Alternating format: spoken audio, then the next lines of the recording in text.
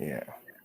Good afternoon, everybody, and thank you once again for joining us live on the African Reform Movement channel, where we discuss everything African reform with a particular emphasis on Ghana.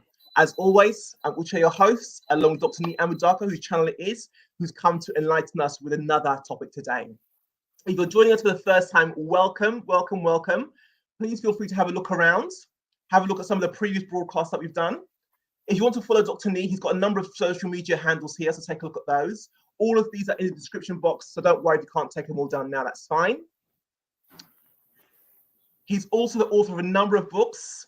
I've got them written down. Tete Kwashi, The Star to Follow, Fair State Charter for Africa, Weep Not Africa, and The Fifth Republic. For those of you who are joining us, and if you've never heard of Dr. Nee before, and you just want to know a bit about who he is and how he thinks, these books will really help you have a good grasp on how he thinks, his politics, his positioning, his stance, and why. Very, very helpful. So please avail yourself of those. Like I said, in the first clip I had up, he's got a website called Sankofa Africa, which is filled with different articles on the things happening in and around Africa, which you might also be interested in. Okay. So today's topic is Government of Ghana, Bank of Ghana, and the Doddering Cedi in the IMF's Protectorate government. What we're thinking, sounds a bit of a mouthful. Well, Dr. is going to break it all down to you and explain to you exactly what he means and exactly why he's titled it the way he has. So, Dr. Nee, as ever, good afternoon, and over to you. Good afternoon, Uche, and good morning to all the people who have joined us from Ghana and across West Africa. Today, we're talking about a very big topic: the government of Ghana, the Bank of Ghana, and the Doddering Cedi in IMF's Protectorate. So I'm going to talk about the Cedi, the government of Ghana, the Bank of Ghana, and IMF, what they've done regarding the Doddering Cedi, or the tumbling Cedi, or the fumbling Cedi, or the falling Cedi, or the sliding Cedi. You can give whatever name you want, because today, as we know, my contact from Carly in Accra tells me that it's around 12 to 13 cedis to the dollar. So there you go. I mean, if at the beginning of the year, we projected our GDP to be 480 billion cedis at 6 cedis to the dollar, that gave us $80 billion as our GDP, right? If today is 12 billion in the real market, then that is 40 billion, from 80 billion to 40 billion. Now, if our debt to GDP is calculated truthfully on this basis, then our debt to GDP at the beginning of the year, which was around 80, might be around 60% now. Is that correct? Simple mathematics. If your GDP in dollar drops, but your debt in dollar remains the same, then your debt to GDP is going to rise. This is fundamental primary school mathematics. All right, so can we have a look at the first slide? Government of Ghana, Bank of Ghana, and the Doddering Cedi in IMF's Protectorate. When the fundamentals are weak, the exchange rate will expose you. This is what the present vice president said, I think, when they were in opposition. Today, in Kaole, in Accra, not today, yesterday, Friday, actually, I was told that the dollar was hovering around 12 to 13 cedis. And this is what the exchange rate is telling us about our fundamentals. It's telling us that our fundamentals are very weak. Okay. At the beginning of the year, it was 6 cedis to the dollar. Today, it's 12 cedis to the dollar. So our debt to GDP ratio, like I said before, has doubled because the value of the cedi has halved. And that's what we see today. Bank of Ghana, what's he doing about this?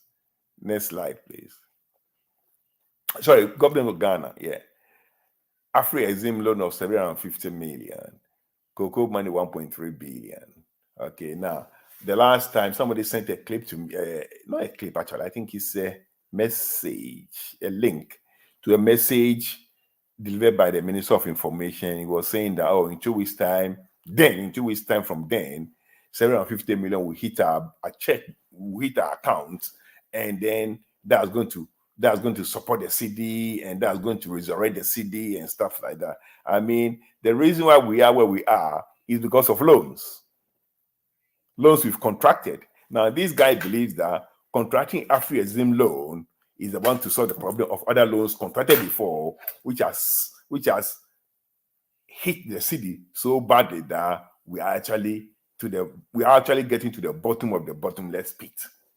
He believes the solution to the Cedi is contracting loan in dollars and flood the market with flow. I mean, this guy is an absolute joker. Okay, we are spending $450 million to import fuel into Ghana. All right. Before then, on the 12th of January, Bank of Ghana said they're going to flood the market with $450 million every month to stabilize the Cedi. So between the oil we buy and what the Bank of Ghana said was going to do regarding stabilizing the Cedi, alone is 600 million. All right. And now this guy is talking about 750 million doing what? It's going to be there for 1 month. And that will be gone. Even the 750 million, my understanding was that 37 million has been used to service loan already. Only 713 came into our accounts. Before the money even come to account, we started spending to what do you call that? To service some other loans the government has contracted. So we don't have 750 million. We have 730 million, which will go in a month. Just by buying fuel and supporting the Cedi, it will just go. Okay. Now, when you talk like this, what you do is that you give ammunition to the speculators. That all the country has to support its currency is no more export, it's no less import, it's not correcting its balance of payment, but actually contracting more loan, which will last for 1 month to fix the problem. And then the next one you talk about was cocoa money, 1.3 billion syndicated loan for cocoa. So, at the beginning of last year, November last year, they were expecting Ghana to have cocoa about 1 million metric tons. And that's when we had just about 600 and something metric tons. So we lost more than a third of cocoa money. Now, that which is left, 1.3 billion, according to this government, they're going to use that one to stabilize the Cedi. That money will be coming short. Like I said last week, I didn't even know I was going to make that pronouncement. Like I said last week or 2 weeks ago, they're going to use cocoa money to cushion the Cedi. Not for development, not for doing anything. To cushion the Cedi that has no value.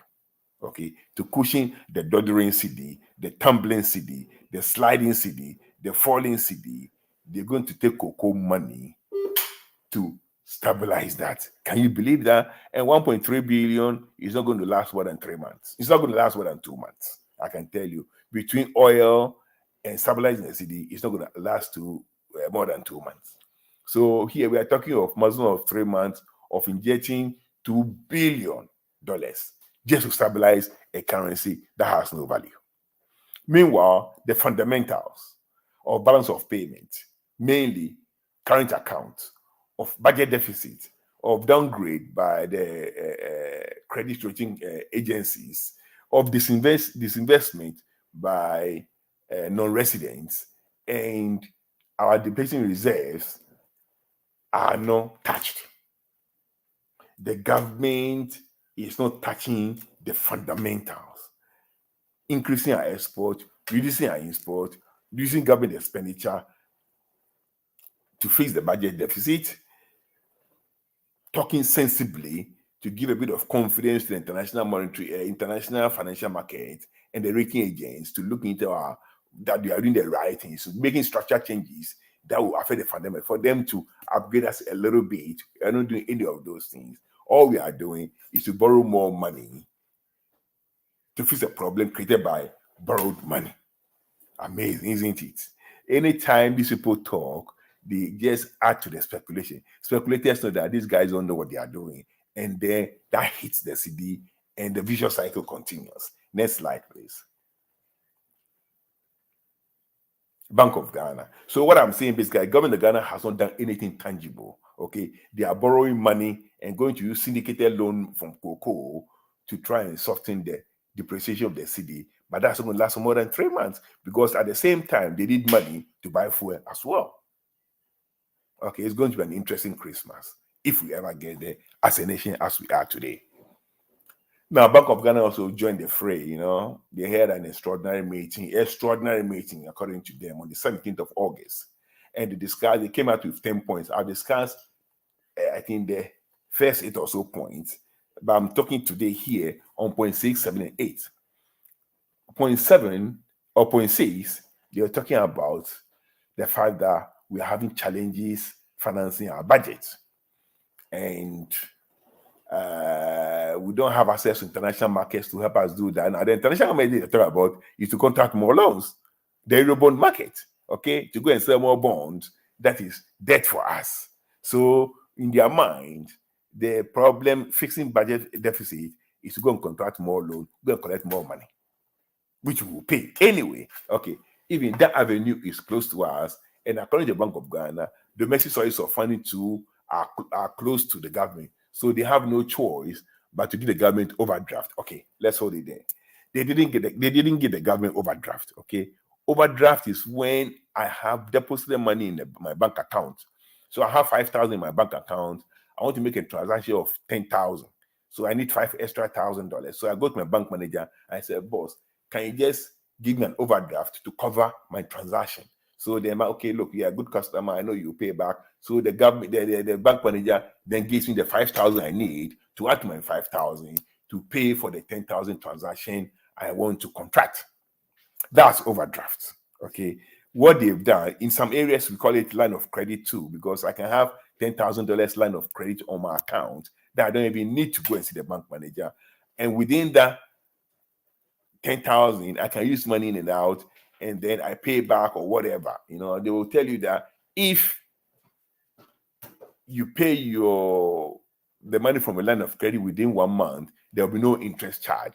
So if I use 6,000 and I pay the 6,000 on day 25, there will be no interest charge. But if I pay the 5,000, 6,000 after 30 days, then they will charge me interest at a particular rate. All right. So that's overdraft. What the government did, what the Bank of Ghana did was not overdraft. They printed 22 billion cedis. Okay. They printed 22 billion cedis, which is not captured, or which was not captured in the budget. What that does is to increase the supply of money into the money space, and that causes inflation and devaluation of the Cedi. It wasn't overdraft, it was printing of money. Okay. And you increase the supply of money, the value of money. If the supply of money is much higher than the demand for the money, the value drops. And it's part of the problem we are sitting where we are sitting. Why they don't know that, why they don't understand that is shocking. Now, what they don't know is that they may think Ghanaians are stupid. Okay, that's fair enough, because they voted for them. All right. But the investors, the international financial market, they are not stupid. When you think you are smarter than Kwekwan and say, this is what happens, they say, oh, okay, this guy is calling printing of money overdraft. And the worst scenario is that they actually don't have a ceiling. There's no cap. According to the Bank of Ghana's own record, not me, they released this press statement on the 17th of August. According to them, they are not negotiating with the bank, with the Ministry of Finance, onto fixing a cap to the printing of money. In other words, if there's no money and they need another 20 billion, they will print. That's what they said. They are negotiating. No serious person, no serious institution, financial institution, would take a central bank, a reserve bank, that says that it decides on its monetary policy with politicians, that it negotiates with monetary policy with politicians, because that does not happen in any civilized economy. In Australia, in May this year, that was the first time we increased our interest rate by 0.25%. Okay, and it happened in May when there was election going on in May in Australia. Obviously, that affected the government because the opposition used that increase in interest rate as increase in cost of living. Now, If the government had power to negotiate with central bank, the Reserve Bank would have increased the interest rate, but it was increased by just 0.25%, no 0.5, no 1. Just 0.25%. Because the Reserve Bank, the central bank, is supposed to be independent of politicians. But in our Bank of Ghana Monetary Policy Committee statement, they said they are negotiating with the government on where to fix the ceiling. Now, should they fix the ceiling on 30 billion so that we can print 8 more billion, or on 50 billion so we can print 28 more billion, or on 100 billion so we can print 78 more billion? That's what they wrote. But they know that we are in the bottomless pit. This crisis is not going to end now. Then they talk about IMF. They said, whilst they are struggling to try and fix the acute problems, they're looking in the medium term and long term, and IMF is there, is coming in to help us to fix our problem. Now, IMF is not a magician. IMF cannot fix our problem. If they know how to fix it, we've been there 17 times. They cannot fix our problems. IMF giving you $3 billion as loan that will pay back with interest is not a solution to our problems. We are contracting more loan to solve problems created by loans taken before. Does it make sense? But the Bank of Ghana, the Monetary Policy Committee, actually believe that it makes sense, and they publish it in a press statement. Anyway, and then number 8 of their 10 points was interest rate. They said, taking a view on the rising inflation, they needed to increase the interest rate to try and rein in inflation. So they increased the interest rate from 19% to 22%, 300 basis points, the highest single rise in interest rate on record, not in Ghana, but globally, according to Bloomberg. Now, you see, sometimes I just wonder, honestly, because here we are in November when the budget was read, the interest rate was 13.5. By August, the interest rate had risen to 19. That is, they've increased it by 5.5%, or 550 basis points. And inflation was still going up. And then all of a sudden, they increased it by 3%. And inflation is not going to, because when the fundamentals are weak, inflation will expose you. The rate of inflation will expose you. The fundamentals are very weak. If 5.5% increase in interest rate, they don't stop inflation, why do you think 3% will stop it? Meanwhile, they don't understand that the economy has got many moving parts. You have increased interest rate to stop inflation. That hasn't worked, but the increased interest rate is going to affect businesses. And that's going to affect employment.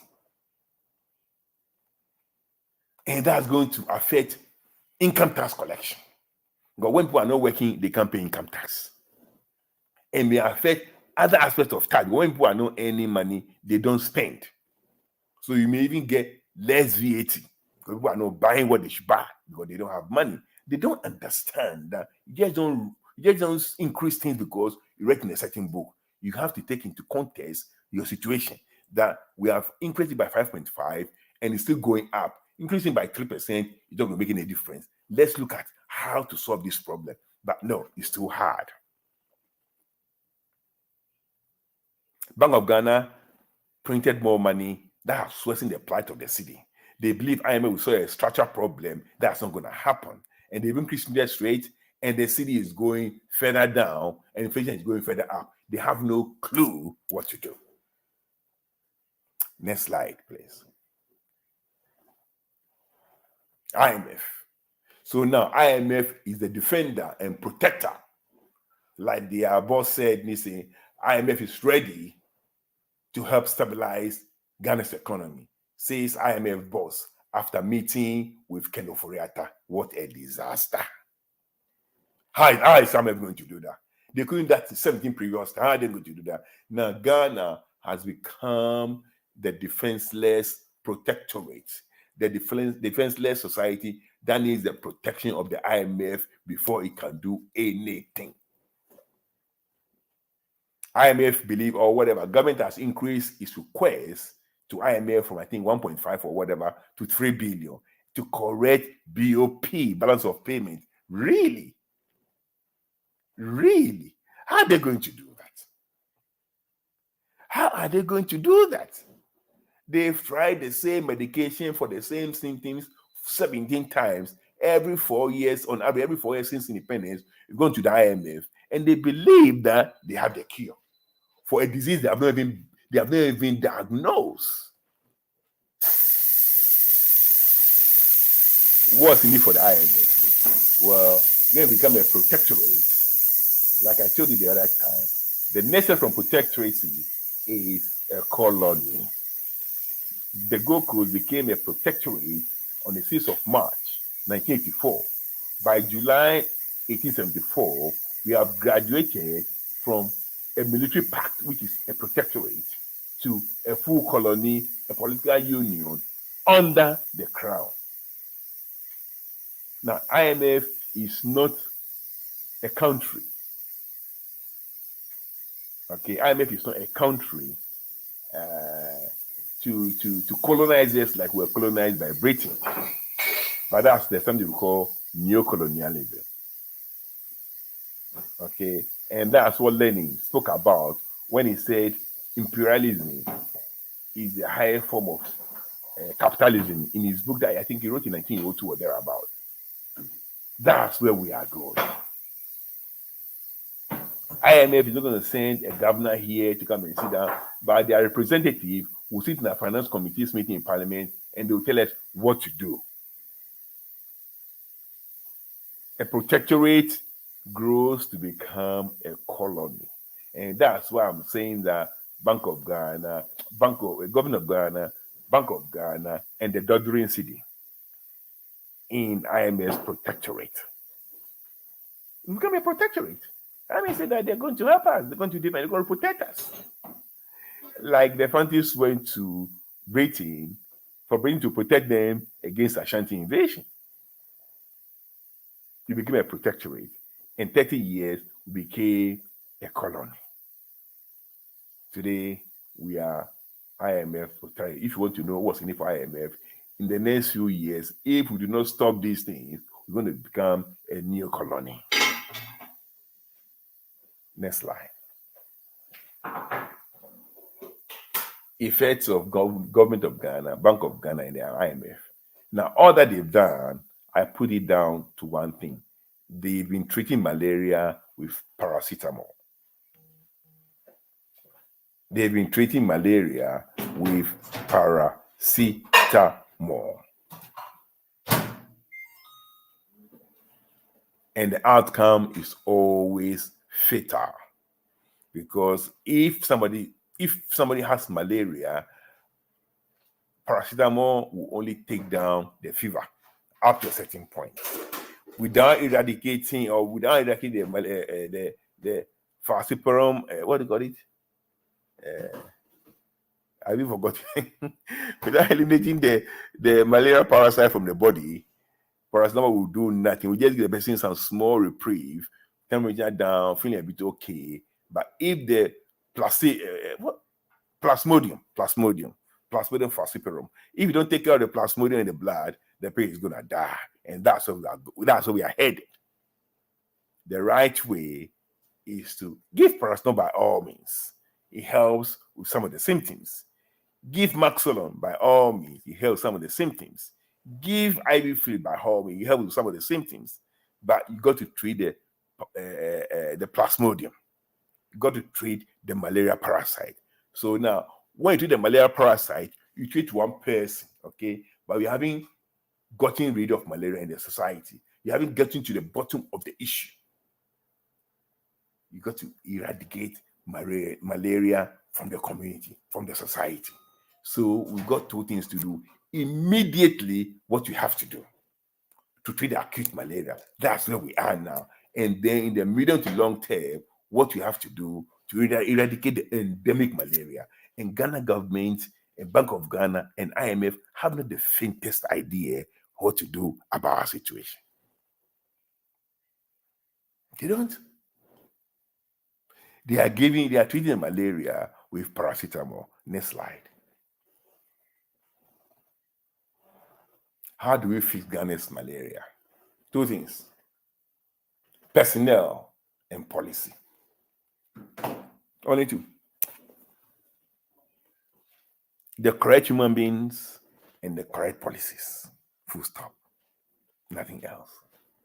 Now, when I say correct human beings, I'm talking of Ghanaians who know who understand what is going on, and who understand the solution to what is going on. I've spoken with about 10 people in the last week. Well, not spoken for all of them. I've contacted 10 people in the last, and these 10 people I've contacted, they are people I know. There are people in my generation that when you go to your primary school, their secondary school, their CS4, their university, they were always top of the class. And now in their professional lives, they've broken the glass ceiling. Okay, when we say we're not talking about people we don't know how they even got their degrees. We tell people, we talk of people who are known from primary school. You call their primary school mate, secondary school mate, CS4 mate, university mate. I mean, all of these people got educated in Ghana, and you want to form a team. So and it cuts across professions: lawyers, economists, doctors, pharmacists, engineers, and I'm just lucky to know these great people. Personnel is key. And it's not just knowing them as people with great brains, but with integrity. Absolute integrity that I can bear testimony of. So it's very important. You see, when people say, we have the men, people just believe, they didn't ask, okay, where are the men? What have they published that we can read to know what they think? Nana Akufo-Addo, what has he written before for anybody to say that this man knows what he's talking about? Baumia, in a book, just to have an idea, is appreciation of Ghana's political and economic problems. Just talking. And what about Ken Oforiatta? We don't even know how he got to university. Because according from his own mouth, he failed the A-levels. And he has mates in secondary school. They know what he got. Okay. Nana Akufo-Addo apparently did economics as his first degree at Lagos, and people know what he got. So who are the men? But I'm talking of people that when you mention their name, everybody will give them standing ovation. And we are trying to organize, talking to 10. And the letter I wrote to them, I said each one of them is allowed to bring one person he knows is like himself or is like herself. I'm not worried about people who work with. They are not going to my family members. No. People with different disciplines bringing one person each. So if they are 10 and everybody brings one person, that's 20. There we go. I just try to find another 3, 4, 5 people. And then we got a set. Because personnel is key. As for the policies, they are all over the place. I've written about them and I've published about them. So we don't have a problem with that. But let me tell you something. The problem we have now, the government of Ghana, the Bank of Ghana, they are just making things worse. And IMF has no clue. You cannot treat malaria with paracetamol.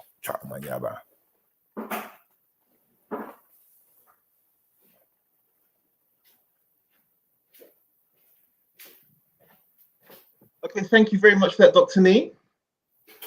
And welcome to everybody who has joined us since the program started. Please feel free to start getting your questions in now. That'll be really good. Dr. Can I just check? I think I missed it at the beginning. What is the current exchange rate between the Cedi and the dollar now? Well, I spoke with a friend of mine in Accra yesterday, and he said in Cowlin is the unofficial Bank of Ghana. It's just about 200-300 meters from the Bank of Ghana in Accra. And he's saying that the Doddering Cedi is hovering around 12 to 13 cedis to the dollar. You can't even find it. But in the forest bureaus, maybe $11 or something, he said, look, you just can't find it. 1st of January, when I landed in Ghana, it was 6 cedis to the dollar. Open, yes, that's what I'm talking about. Wow. Okay, so like I said before, if your GDP at that time was 408, or it's projected to be 480 this year, and it was 6 cedis to the dollar, that's $80 billion. Now, if it's 12 cedis, it's $40 billion. So GDP has been halved because of the weak cedi. Now, when you are computing your debt to GDP ratio, you're not going to compute it in cedis, you compute it in dollars. Yeah. Okay, so the debt to GDP ratio of 80 that we had at the beginning of the year, as we speak now, in the real sense of the word, is 160%. Now, people will have to understand the boiling point for Sri Lanka was 150%. Okay, so we've passed Sri Lanka. Sri Lanka, the boiling point was around 50% of GDP to debt to GDP ratio. We've passed that place. The problem with Sri Lanka is that they don't have a resource like cocoa that could inject more than $1 billion at a go. Okay, we do. And that's why IMF has come back quickly to us. IMF refused to help Sri Lanka because they don't really have that kind of backup. Right. Okay. Yeah, we can get, if things have gone very well with cocoa production, we could be getting $2 billion in the next few weeks. But the growth, but we lost our boy. Production hasn't been good. Yeah, okay. So IMF, they know, but not only that, they know that Ghana is the 6th largest producer of gold in the world, the #1 gold producer in Africa. Okay, Ghana is the oldest jurisdiction that produces gold. We've been mining gold for more than 500 years now, and we are in the top league. And as we speak now, they found gold in northern part of Ghana, the more Sahelian part of Ghana, that we didn't expect gold to be found there for whatever reason. They found gold there. The Australians and the Chinese are fighting over it, so they know, and that's why it's very good for them quickly to move in and create a protectorate. Those who don't understand, the British colonial government moved into Ashanti in 1896 because they didn't want Germany and France to move through Togo and the Transvaal Togoland area to come and trade gold with Ashanti. They quickly annexed Ghana, converted Ghana into a colony, invaded Ashanti, and they made Ashanti a protectorate. Protect Ashanti against who? Against trading with France and Germany. IMF has moved in. Okay, nothing has changed. The more things change, the more they remain the same. IMF has quickly moved in. They refused to help Sri Lanka. Within 5 days of our announcement of what we are going to do, of going to IMF, they moved in because they know that we have a resource they need. Ghana has more gold per area than any country in the world. After 500 years of mining gold, we still have more gold per area than by far. China produced about 370 metric tons, okay, of of gold last year. Ghana produced about 140. Okay, China produced 2.6 times more gold than Ghana. But mind you, China is 40 times the size of Ghana.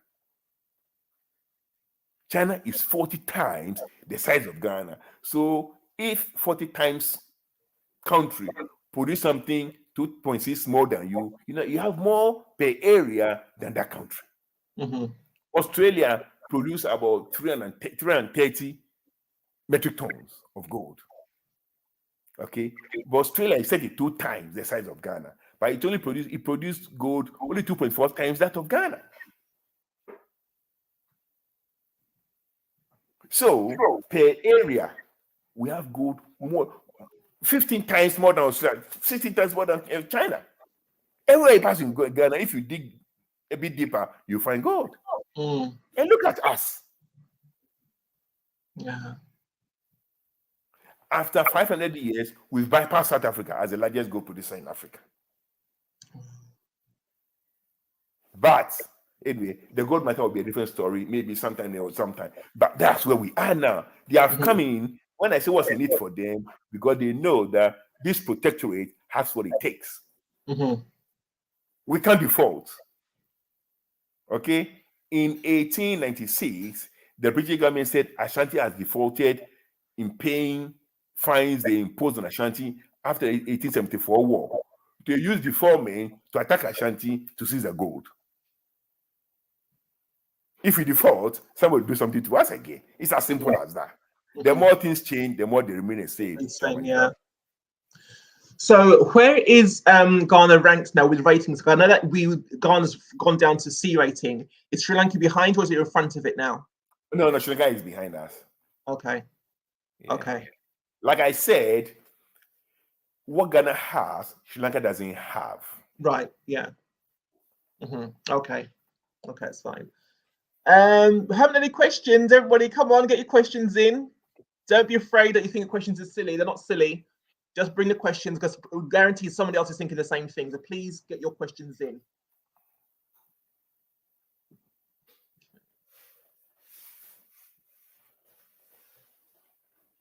So, I mean, I don't know what's happening. I know that over here we're having like a serious problem with like increases in like energy and so on and so forth. Happening the 1st of October, and people are really starting to panic because like, the news are getting bleaker and bleaker and bleaker. What do the next maybe? Where we're now, September. What does the next 2 or so months look like for Ghana? What's the next quarter say look like for Ghana? Next quarter, yeah. I mean, that's September, October, November. There will be a bit of cushioning from the loans they've contracted. And the cocoa money. Now, if I were the government, okay, if I were the government, I'm not going to put these monies in establishing a Cedi, or the dollar beyond 10 cedis. Okay, because it's going to fall again. It's not sustainable. But I'll try and give it a bit of support and come out with how to really treat the malaria, and then let the world know how you are going to eradicate the endemic malaria from the system completely. The structure changes we need to do, the functional changes, the constitutional changes.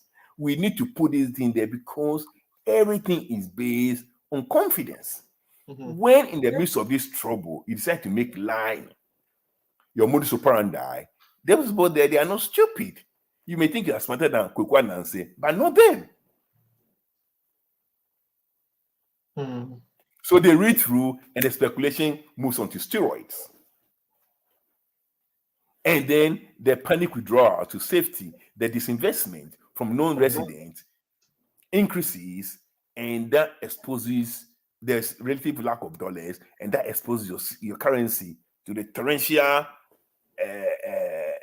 pressure because of that. It's a bit complicated, but the bottom line is that once non-residents begin to withdraw their money, it sets off a vicious cycle of lack of confidence. And people will withdraw. Now, when the government said in January that they're going to pump $150 million every month to sell a Cedi, they were thinking that the withdrawal to safety will not exceed 150 million. So that what people take out, they will put it in to keep the Cedi at that level. But I think in January alone, they took a withdrawal was about 250 million. So it was 100 million more than what the government had budgeted for. By now, maybe 300 or 4, I don't know. But obviously, the government is not matching up. The road are so massive. And the only way to assure the people is good policies, not lies. And the policies are there. We have a question from, I think it's the first time I've seen this person, Carmen Gabrielle. I think it's the first time you've been on here. Thank you for joining us. She said, considering we have crude oil and at the same time we are importing oil, why don't we jettison the Cedi since all our trade is in dollars?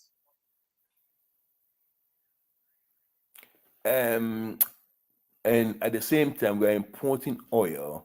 Why don't we jettison the Cedi? Okay. Since, well, you see, Africans are very interesting people, you know. This lady there, Uche, she's one of those Africans, you know, they have all these funny ideas. I was talking to her.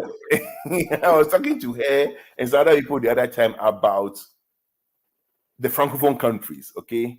The Francophone countries. You see, the problems we are having, they don't have in the Francophone countries.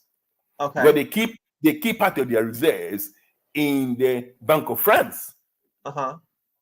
And because of that, France supports, or now is the euro supports the CFA.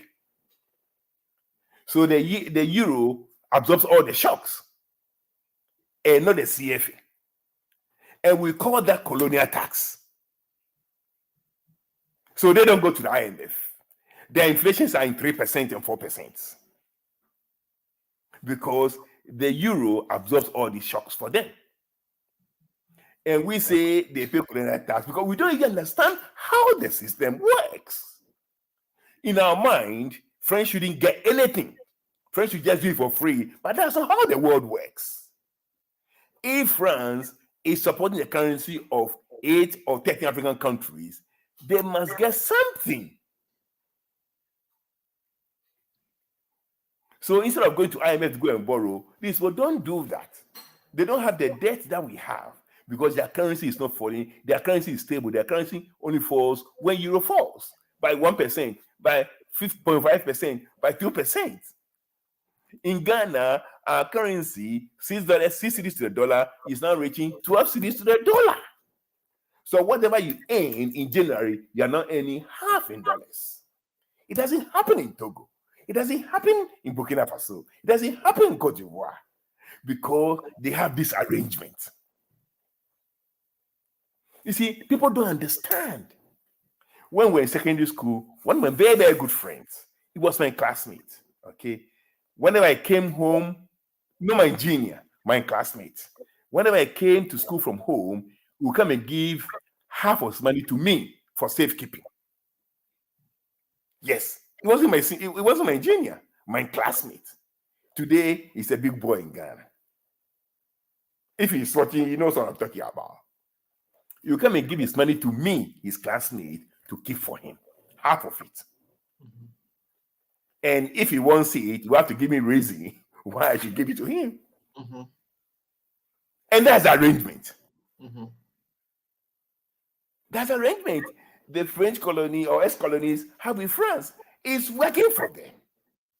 They don't go to IMF every 4 years. What does Togo produce? And that's why I wanted Marine Le Pen to win the elections, because he wanted to cut that regime of Africa so that the foolish people will stop talking. I wanted her to win, cut that one, let Togo print his own money, let Togo print his own money, and you see what would have happened. If Ghana and Nigeria could not hold on to their currency, Togo will collapse within 3 months. People just talk. We were responsible to talk.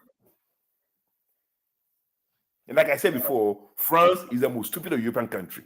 The most stupid European country. It behaves like an African king. Every year, like Swazi king, every year gets a new virgin as wife. Doesn't even touch the woman. France just likes to know that he's got control over these countries and he does so many things for them, and he gets nothing in return. All the money they have in that the Francophone jokers, what they have in Paris, is only about 20 billion, which is 1/3 the turnover of Mobile. You get $20 billion. What is that? Tesla, what's that boy, Elon Musk, could buy that 20 billion. It wouldn't feel anything. But people, colonial tax, what is colonial tax?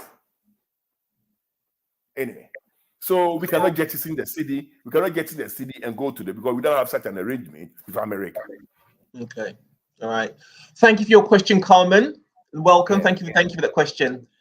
Okay, Sheikah says, what happens if there is a slump in the international price of cocoa we rely on so much?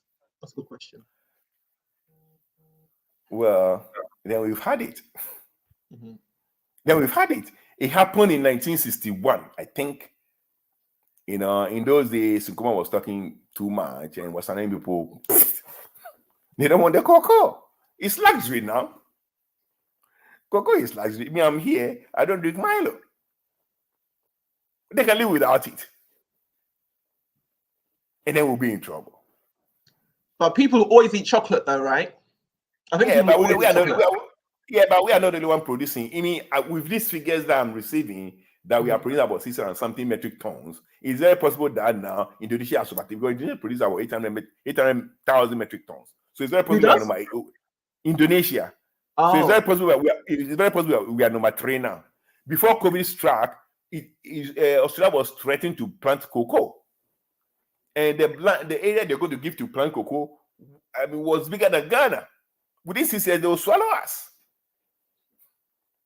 So we are in trouble. I mean, those who have eyes and can see, we are in trouble, even with the present price. Because if Australia begins to produce and they flood the market with cocoa, and there's no such demand for cocoa, the price will drop. Okay, for them it's extra money, but for us it's crucial money. For us, it's going to be extra money for cocoa, but for us it's crucial. That's how our economy runs on. Okay. So she's also said CFA being the currency in the African francophone common currency. Yeah, common currency. Yeah. Yes, okay. That is the common, and that money is backed by euro, so it doesn't fall if euro doesn't fall. Right. And the condition is that these African countries, they put part of their reserves in the Bank of France, and that is only 20 billion. About a third of that money comes from Ivory Coast alone. What does Nigeria have? Or Mauritania, those jokers, what do they have?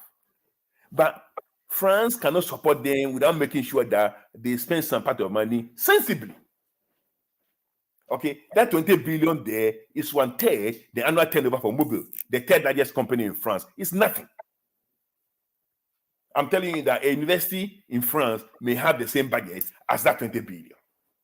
It doesn't do anything, but you cannot support people to be reckless and leave all the money with them. I mean, in 1957, we had 200 million pounds. We had 200 million pounds in reserves.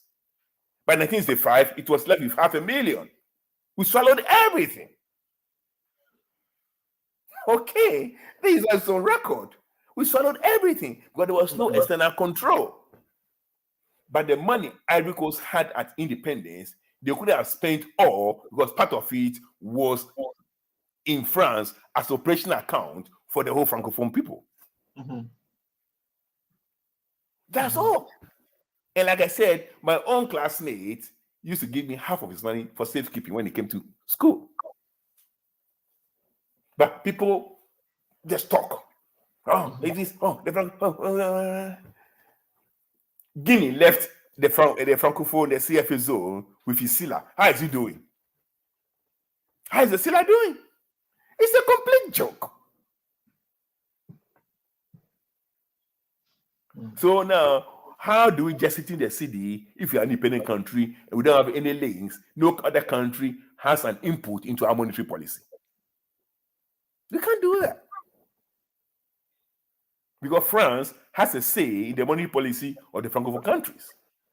Today, we go to IMF, and IMF is going to have a say in our monetary policies, in our fiscal policies.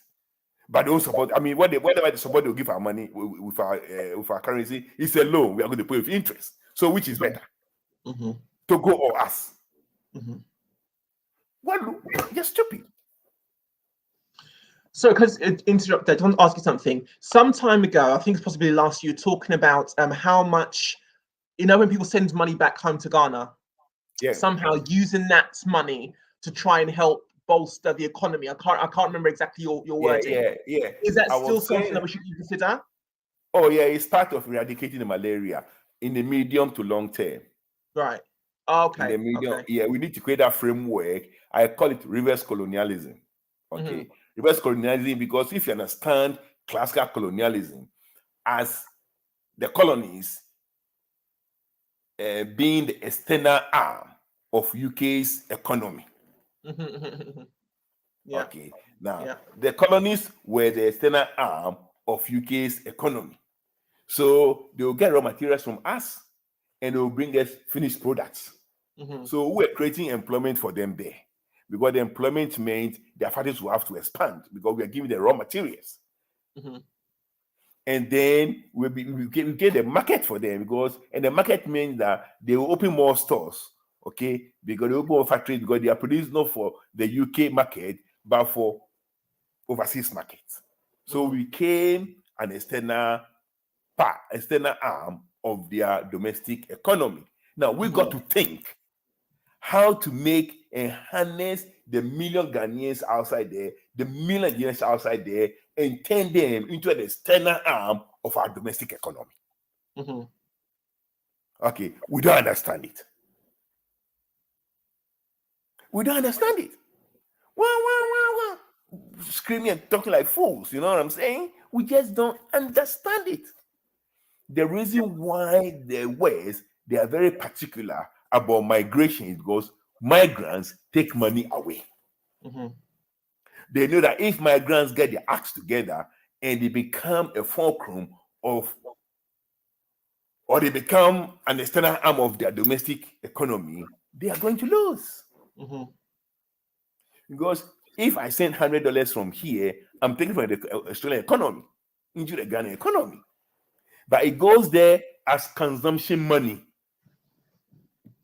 And what I'm saying that in the framework of trying to eradicate the malaria, we've got to try and fill all the ponds and the open water space where the mosquitoes reside.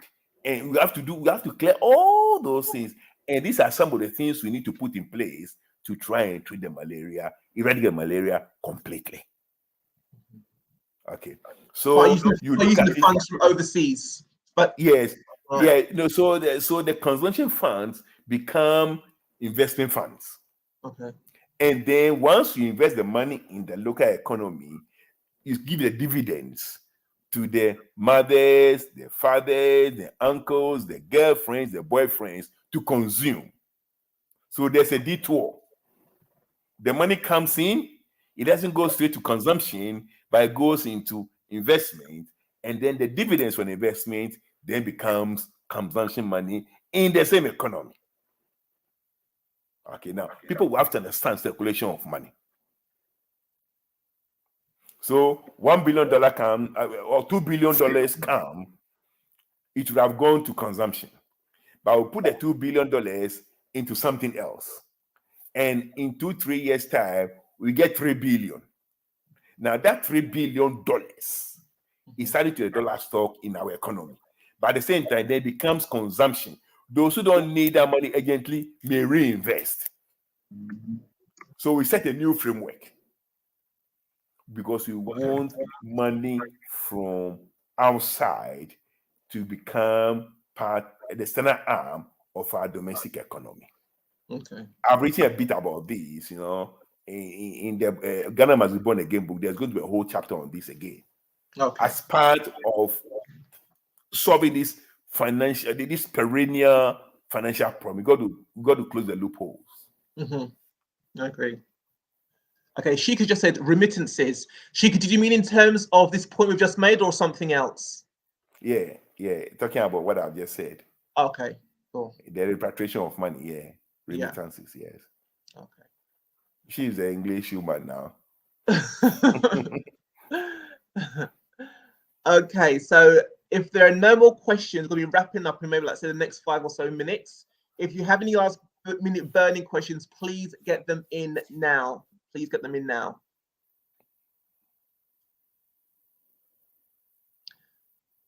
So what has been the movements, Dr. Nee, this week with regards to the finances from the government?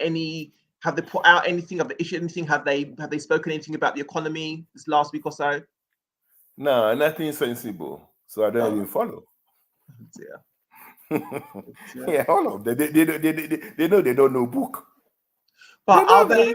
Is there anything to indicate that they are finally recognized that this is a very serious problem? They need to like do something now. Is there anything that they're saying? Yeah. The statement from the president that God will intervene and God will solve our problem shows that he believes it's going beyond the human capabilities. Right. Yeah, that's what I can say. But I'm telling you that God is not that idle. Is not that unemployed to come to a country of 31 million people fully around with government officials and things to come and solve their problem for them. He never done it for any country as far as I'm aware. So maybe just because my mind works differently and like your mind works differently. If you see there's a problem, you work on solving it. You don't just leave it and then hope. Do you know what I'm saying? You gather together the minds, you gather together the ones that are experts in that field to solve the problem. I just can't understand why they're not doing that. Yeah, he's in the denial. He's in why? denial. He actually how will that help? He actually said, well, I'm quoting what I read in the newspapers, that Ghanaians should be happy he's their president now. Ghanaians are lucky to have him as president. So the guy doesn't know what he's talking about. I'm sure probably there's a bit of senile dementia going on there. It's just a joke. Strange statement. Yeah. All right. So they haven't said anything sensible. Like I said, I think a week and a half or so ago, the Ministry of Information was talking about the Afro-Exim loan of 750 million. He said that those who are holding their dollars, they should bring it because now the money is coming. Well, it is loan. Okay. We are where we are because of loans we contracted in the past. You are contracting that loan to think that was also the problem of the loans you've contracted in the past. It means your money is not working. And 750 million, 37 million got lost along the line. They say it's for servicing loan. 713 million will be sold by the same in a month. Guaranteed. Crude oil 450 million already. The other imports and things, we just swallow it in a month. As a matter of fact, after the money came, the city went further down because the fundamentals are weak. Yeah. Okay, Carm has another question, which I've asked you in the past as well. Same question. So what should the average Ghanaian do to protect him or herself from possible looming economic doldrums? Yeah, you've had this question before. Yeah. And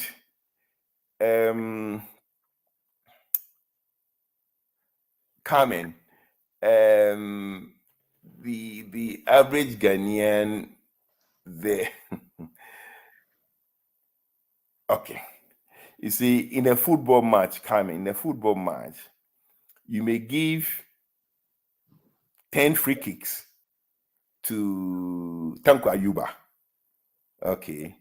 He played for Hearts when I was growing up. He's reserved number 9. And he probably will score only 1 from the 10. And you may give the same free kicks to Messi or Ronaldo, and they may score 9 out of it. Look, the government is made up of human beings, okay? So they have their limit of capability. The thing is this: if the problem is bigger than you, if you cannot convert chances given to you, then you must leave for those who can do it. The father is very hard for it, doesn't mean that it's very hard for everybody else. Because we have Tanko Ayuba and we have Messi. We have Sam Yeboah and we have Ronaldo. Okay. What the average Ghanaian should do is that if the cost remains the same, the effect will not change. If you have the same government in power, guaranteed you get the same outcome. And so far, we have not read or heard an alternative solution from the main opposition, which shares parliament with this government. So obviously, the status quo has no clue what to do. So for the average Ghanaian to protect himself, he must do something about those who are leading them. Otherwise, how are they going to do that? Money is not going to fall from heaven. Carmen asks, should we focus on export businesses? Yes, because that will help with our balance of payment for sure. But that's in the medium to long term. Okay, that's trying to eradicate the endemic malaria from our system. Absolutely. Because you see, balance of pay, the current account is the difference between our exports and our imports.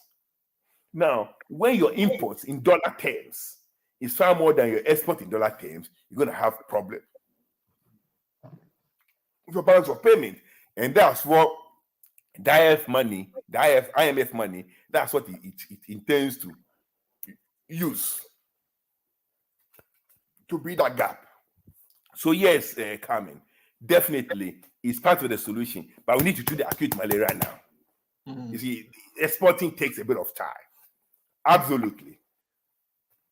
That also defines our terms of trade. But we'll go into those funny economic terms. The key thing, you said it, but that's part of the medium term. Once we start focusing on exports and de-emphasizing imports or putting in tariffs to discourage imports, then we're on the way to mending our balance of payment. We're on the way to mending our current account. We're on the way to mending our fiscal deficit. Government hasn't said anything about that. Last year, November, when they read the budget, they're talking about youth employment. In 2 months' time, they're going to run the budget again. They haven't implemented nothing. Zilch. God, I knew it was all lies. They haven't done one single thing they said they were going to do in the budget, and it's 10 months now. But yes, Carmen, that is very correct. Okay. Exports. Carmen says here, I have learnt a lot. Many thanks. Thank you for joining us, Carmen. Really appreciate your questions. Yeah. Thanks. Okay, so before we go, just very quickly, let you have a quick sweep to see who's been on here. Sophia has been on here. Sophia's on here every week, pretty much. Yeah. Hello, Kenneth. Sophie. Ame. Troubleshooting from Saiso, all right. Then there's Vida. Yeah, my own sister. Then there's Andrea. Hi, Andrea. Thanks for joining us. Andrea. That's my mom's younger sister's daughter. So it's my first cousin. Lovely. Yeah. And there's Larby Collins. Good. The way to go. Spread a message. Be a good evangelist. Bring on people. Yes. Thank you, Larby. Then there's Christopher. Oh, hello, Kofi. How are you? Kofi is one of my loyal lieutenants. And then there's Lovell. Oh, namely, this is another cousin of mine from Osude, City of God. Okay. But she's based in Belgium. Okay. And then obviously we've seen Shika and Carmen already. Okay. Yes. So thank you everybody for joining us. Thank you for posting your questions. Much appreciated. This is what we want. We want the questions to come in, so it makes the conversation rich. But always say to you, don't ever think your question is too small, because I guarantee you the question you're thinking about, somebody else is also thinking about. If you ask it, it'll just provide the answer. So going forward, please just post your questions in and Dr. Neil will answer. Okay. So that's it. I'll try to answer. That's it from us, everybody. Thank you so much for joining us. Thank you for posting your questions. We'll be back same channel, same time next week. And as Christopher is doing, please make sure you spread the word. Let people know what we're doing. If they're not sure about, whether they can join, show them the previous live streams that we've done. Let them have a look and see what we're talking about. All final comment here from Larry. Yeah. Hey, Uncle Ima. Yeah, Uncle Ima is my right-hand man. Oh, wow. Wonderful. Yeah. Everything I do in Ghana is on his head. We've been from class 1, 1972. Wow. 50 years, yes. So yes, sorry, Carmen, we meet is every Saturday, 12 noon Ghana time and GMT time. So every Saturday, 12 noon Ghana and London GMT time. So please join us. Look forward to seeing you next week. And that's it from everybody. Thank you so much for joining us. Have a wonderful weekend, and we'll see you again at the same time, same place. Take care. Bye-bye. Yeah, bye.